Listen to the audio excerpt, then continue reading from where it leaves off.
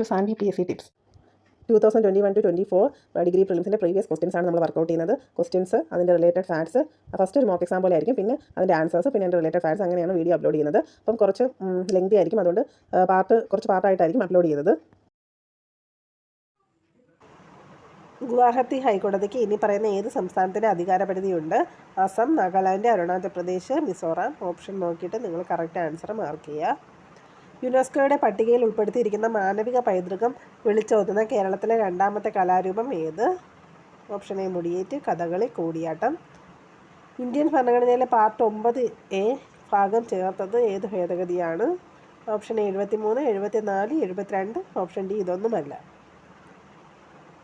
1975 അടിയന്തരാവസ്ഥ പുറപ്പെടുവിച്ചതിനെ തുടർന്ന് താഴെ പറയുന്ന പ്രസ്താവനകൾ ശരിയായത് ഏതൊക്കെ? ഓപ്ഷൻ എ ഫസ്റ്റ് സ്റ്റേറ്റ്മെൻറ്റ് ഭരണഘടനയുടെ ആർട്ടിക്കിൾ 352 പ്രകാരമാണ് ഇത് ചുമത്തിയത്. അടിയന്തരാവസ്ഥ പ്രഖ്യാപനം ഭരണഘടനയുടെ മൗലിക അവകാശങ്ങളും പൗരസ്വാതന്ത്ര്യങ്ങളും ഫെഡറൽ വ്യവസ്ഥകളും താൽക്കാലികമായി നിർത്തിവെച്ചു. ഉത്തരവുകളുടെയും നിയമങ്ങളുടെയും ഭരണഘടനാ ഭേദഗതികളുടെയും പരമ്പരകൾ എക്സിക്യൂട്ടീവിൻ്റെ പ്രവർത്തനം പരിശോധിക്കാനുള്ള ജുഡീഷ്യറിയുടെ അധികാരം കുറച്ചു. 2021 ദേശീയ സംയോജനത്തെക്കുറിച്ചുള്ള മികച്ച ചിത്രത്തിനുള്ള അവാർഡ് നേടിയ ചിത്രം ഏത്? മഹർഷി, താജ്മഹൽ, അസുരൻ, പിങ്കാര. താഴെ പറയുന്ന പ്രസ്താവനകളിൽ ശരിയായത് ഏത്? കോവാക്സിൻ COVID-19 നിർമ്മിച്ച ഇന്ത്യയുടെ തദ്ദേശീയ വാക്സിനാണ്. ഇതൊരു ഇൻട്രാനേസൽ വാക്സിനാണ്. സിറം ഇൻസ്റ്റിറ്റ്യൂട്ടാണ് ഇത് വികസിപ്പിച്ചെടുത്തത്. ഇതിൻ്റെ ആൻസർ നോക്കിയിട്ട് മാർക്ക് ചെയ്യുക. തന്നിരിക്കുന്നവയിൽ ഒന്നാം ലോക മഹായുദ്ധത്തിൻ്റെ ഫലങ്ങളെ കൃത്യമായി പ്രതിനിധീകരിച്ചത് ഏതാണ്? ഹബ്സ്ബർഗ് സാമ്രാജ്യത്തിൻ്റെ തകർച്ച, റഷ്യൻ വിപ്ലവം, ഐക്യരാഷ്ട്രസഭ. റഷ്യൻ വിപ്ലവം, ഐക്യരാഷ്ട്രസഭ. ജർമ്മനിയിലെ കലാപം. ഹബ്സ്ബർഗ് സാമ്രാജ്യത്തിൻ്റെ തകർച്ച, റഷ്യൻ വിപ്ലവം, ലീഗ് ഓഫ് നേഷൻസ്. മണികപത്ര താഴെ പറയുന്നവയിൽ ഏതുമായി ബന്ധപ്പെട്ടിരിക്കുന്നു? Squash, billiards, table tennis, cricket. Asura കീഴടക്കിയവരുടെ കഥ എഴുതിയത് ആര്? ശശി തരൂർ, അരവിന്ദ് അഡിഗ, അനീസ് സലിം, ആനന്ദ് നീലകണ്ഠൻ.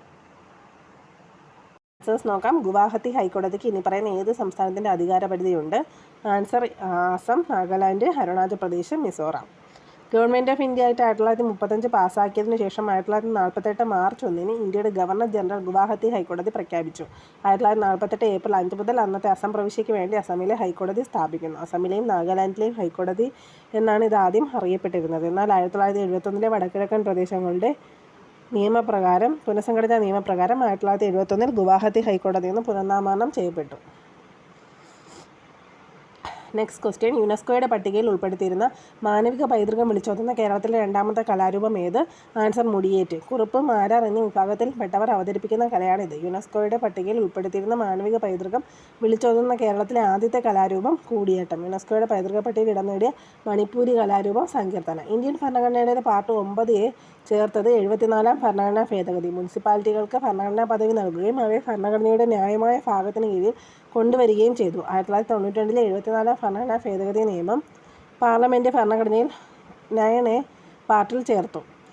മുനിസിപ്പൽ ഗവൺമെൻറ്റുകളെ ഭരണഘടനാപരമായി അംഗീകരിക്കുന്നതിനായി 1993 ഇത് നിലവിൽ വന്നു. കേന്ദ്ര സർക്കാരിനും സംസ്ഥാന സർക്കാരുകൾക്കുമൊപ്പം മുനിസിപ്പൽ ഗവൺമെൻറ്റുകളെ ത്രിതല ഭരണ സംവിധാനത്തിൻ്റെ ഔപചാരിക ഭാഗമാക്കി. ഈ നിയമം നഗരപ്രദേശങ്ങളിൽ മുനിസിപ്പൽ ഗവൺമെൻറ്റുകൾ സ്ഥാപിക്കാൻ നിർബന്ധിതമാക്കിയപ്പോൾ അത് അവരുടെ ഭരണഘടനയുടെ വിശദാംശങ്ങൾ അതത് മുനിസിപ്പൽ നിയമങ്ങളിലൂടെ സംസ്ഥാന സർക്കാരുകൾക്ക് വിട്ടുകൊടുത്തു.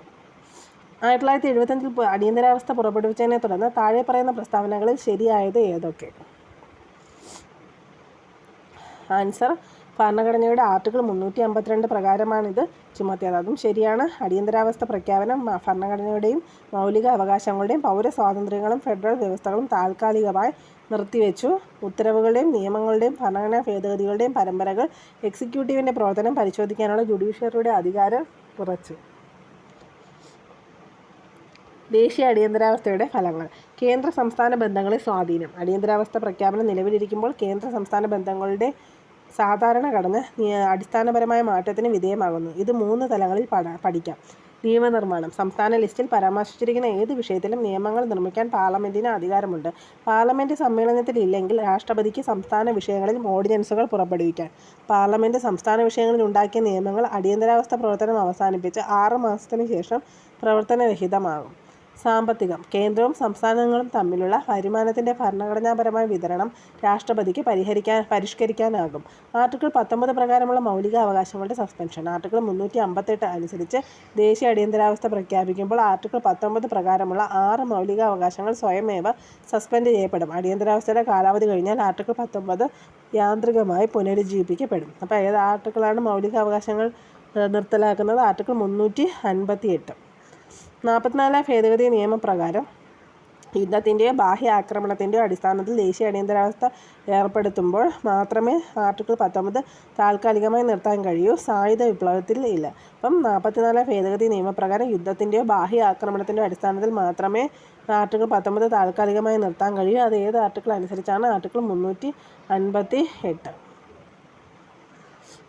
2021 ദേശീയ സംയോജനത്തെക്കുറിച്ചുള്ള മികച്ച ചിത്രത്തിനുള്ള അവാർഡ് നേടിയ ചിത്രം ഏത്? ആൻസർ താജ്മഹൽ. 2021 ദേശീയ സംയോജനത്തെക്കുറിച്ചുള്ള മികച്ച ചിത്രത്തിനുള്ള അവാർഡ് താജ്മഹൽ. മികച്ച നടിക്കുള്ള പുരസ്കാരം കങ്കണ റണാവത്തിനാണ്.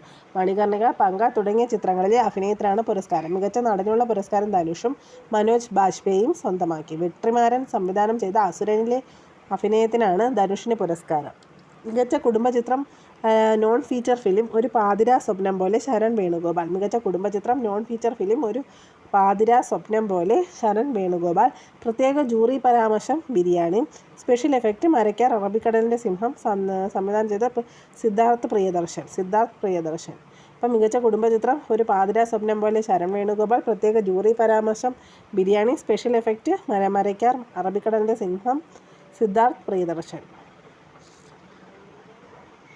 താഴെ പറയുന്ന പ്രസ്താവനകളിൽ കോവാക്സിനെ സംബന്ധിച്ച് ശരിയായത് ഏത്? കോവാക്സിൻ COVID-19 നിർമ്മിച്ച ഇന്ത്യയുടെ തദ്ദേശീയ വാക്സിനാണ്.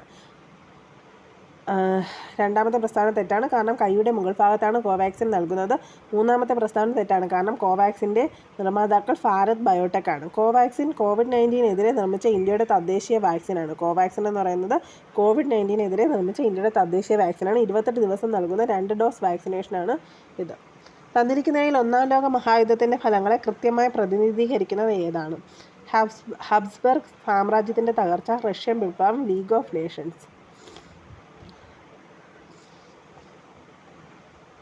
രാഷ്ട്രീയ അനന്തരഫലങ്ങൾ. ഒന്നാം ലോക മഹായുദ്ധം 4 രാജവാഴ്ചകൾക്ക് അന്ത്യം കുറിച്ചു. റഷ്യയിലെ സാർ നിക്കോളാസ് രണ്ടാമൻ, ജർമ്മനിയിലെ കൈസർ വിൽഹേം, ഓസ്ട്രിയയിലെ ചാൾസ് ചക്രവർത്തി, ഓട്ടോമൻ സാമ്രാജ്യത്തിൻ്റെ സുൽത്താൻ. ഏതൊക്കെയാണ്?